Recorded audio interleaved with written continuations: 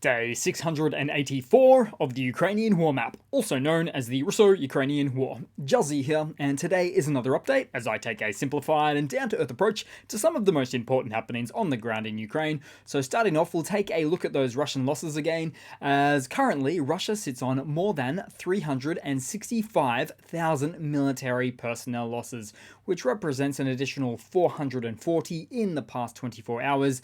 Then as for Russian hardware losses, 9 tanks, 14 APVs, 13 artillery, and 19 vehicles. And those vehicles, which hit up into the 40s and 50s levels routinely, are usually any type of non-armored vehicle that relates to logistics in some way. And given that logistics is key in any modern warfare, there is no shortage of Ukrainian targeting and destroying of these types of Russian vehicles.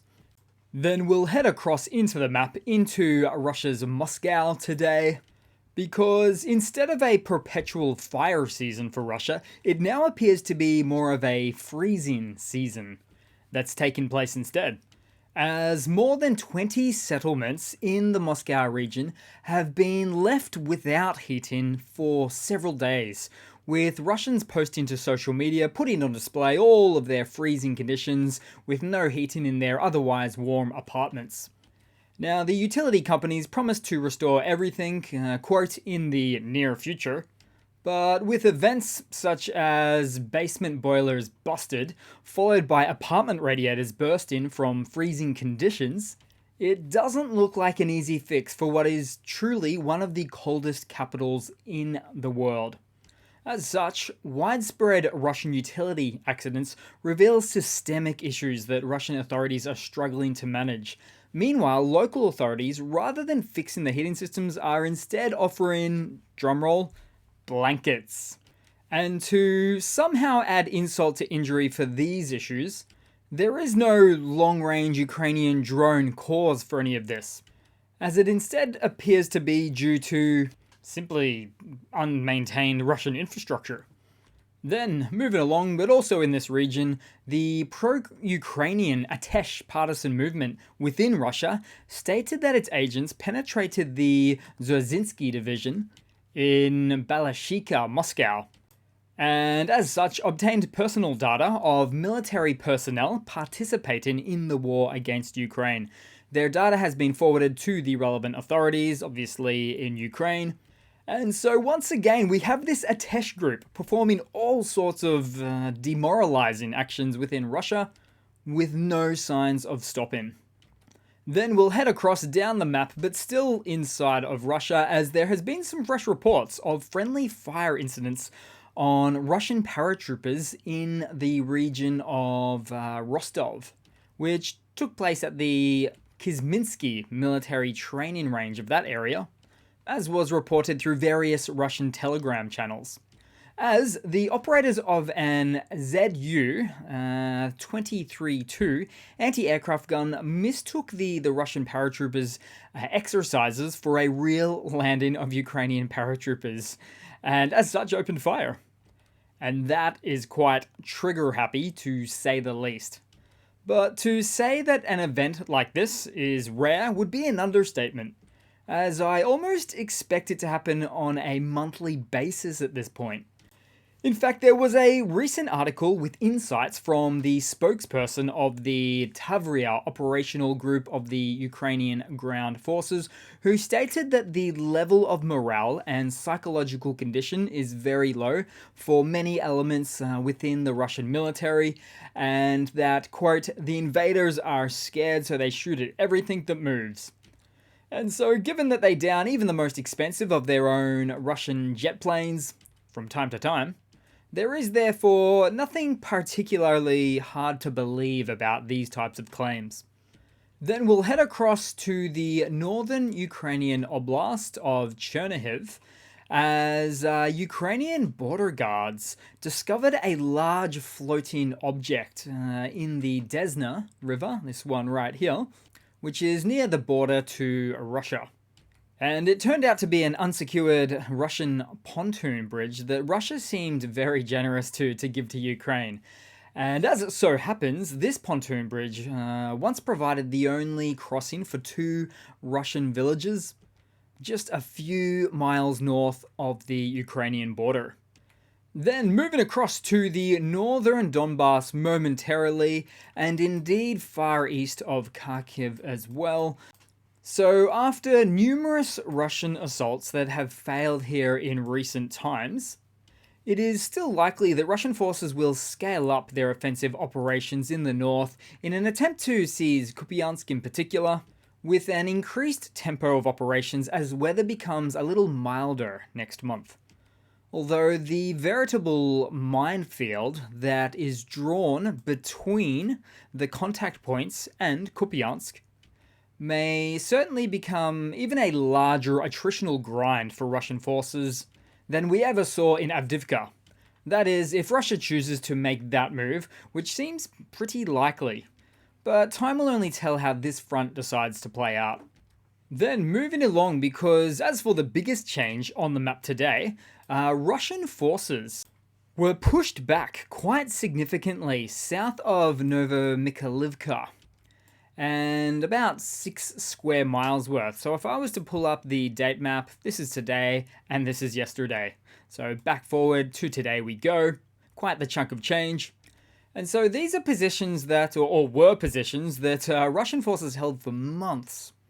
But all in all, so far we can confirm that Russia lost 4 MTLBs, 2 T-80BV variants of the tanks, and 2 BMP-1s. With a lot of these efforts assisted by multiple Ukrainian FPV drones. Now, interestingly, Russian forces largely kept to the main road, and I might need to pull up the satellite for this, so let's have a look here. So they kept to the main road, as we can see there, smack bang in the middle, that leads to the south of the small city.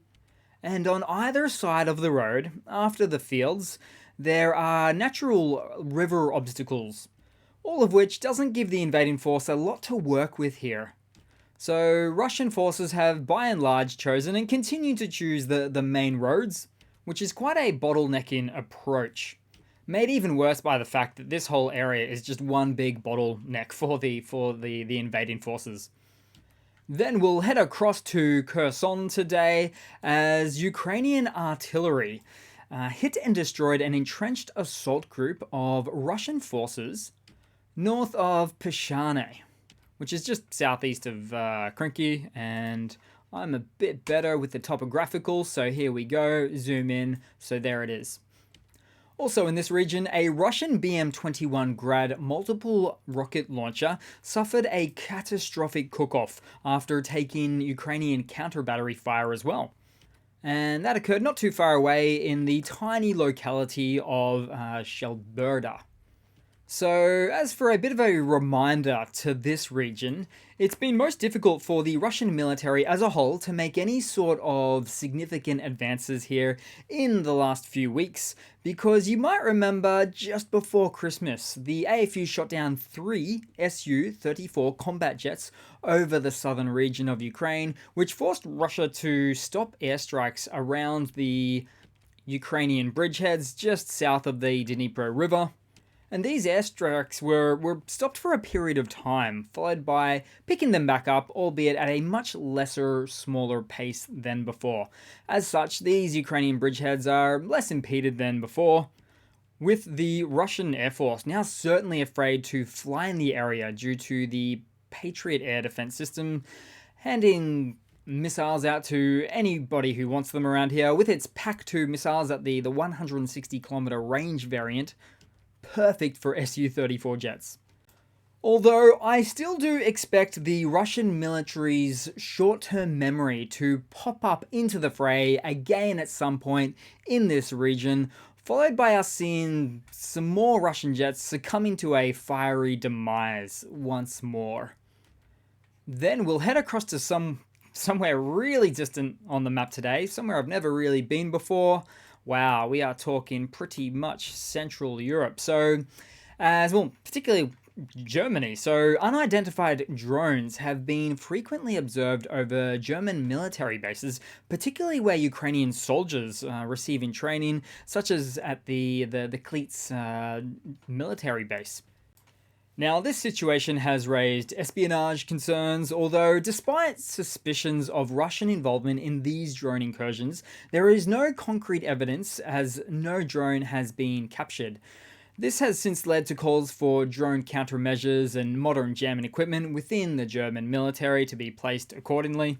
But if I was a guessing man, I'd say that the drones were of a fixed wing design that actually took off and landed within Germany itself, as a means of gathering intel on Ukrainian soldiers and their numbers, their training numbers within the country, and then sending that info back to the Kremlin.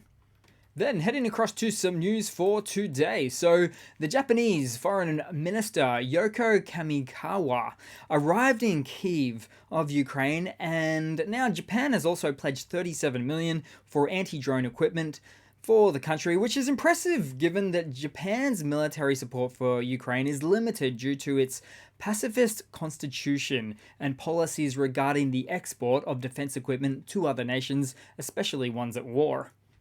Japan will also supply Ukraine with 5 portable gas turbine generators and 7 additional generators to assist the country during the winter, in addition to that funding for the anti-drone equipment.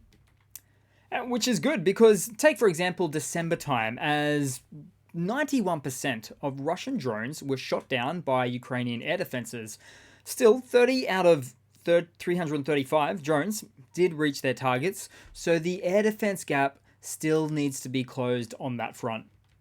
And since we're on a topic like that, Ukraine is not the only ones benefiting from Western coalition-provided air defenses, as Western defense contractors also receive a flurry of data on effectively real-time air defense data to optimize the performance of their platforms that exist within the country.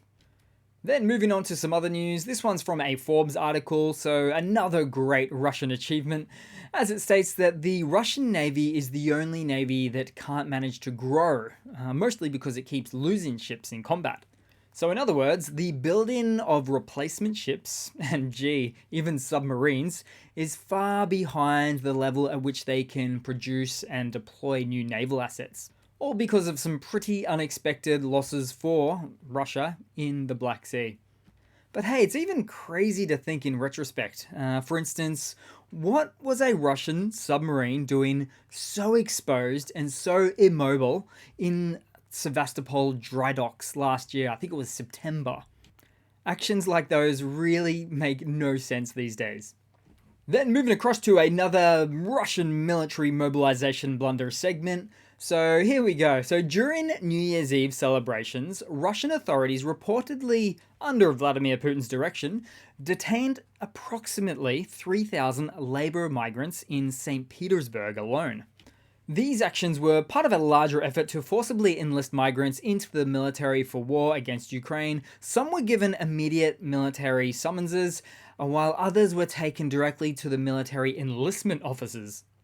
Notably, even a man from Tajikistan dressed as Santa Claus was among those detained. And oddly, and quite interestingly, these labor migrants are known to play a crucial role in Russia's economy due to assisting in filling the gaps in Russia's workforce across multiple industries, and yet Putin, completely avoiding the needs of the Russian economy, is clearly hell-bent on plugging the gaps of the front lines over that of the economy instead. Then moving across to a bit of a strange, funny to round it all off for today, guys. So this is part of another Russian state media TV piece with just such utter garbage that they dribble out. However, in this case, one seemingly sobering assessment from one of the panelists was that in order to complete all of the Russian objectives in Ukraine, it will take 30 to 40 years. And I once did a calculation on this, which equaled out to 87 years, then a later calculation that equaled out to 250 years. But with Russia's slowed down pace of land captures in the wider macro, as for instance, they once held 27% of Ukrainian territory, now they're down to about 17%. So there is no math based on current projections that indicates even 1,000 years as being an acceptable timeline. Oh, and then to add for that for this video, there was a guy that was mixing up the 3-day invasion for 5 days. But I can hardly blame him, as these guys get lost in their own lies all the time. So that's it for today, guys. Thanks for watching. Please continue to like and comment. I'll be back tomorrow, and I do hope to see all of you guys there in the next one. Cheers.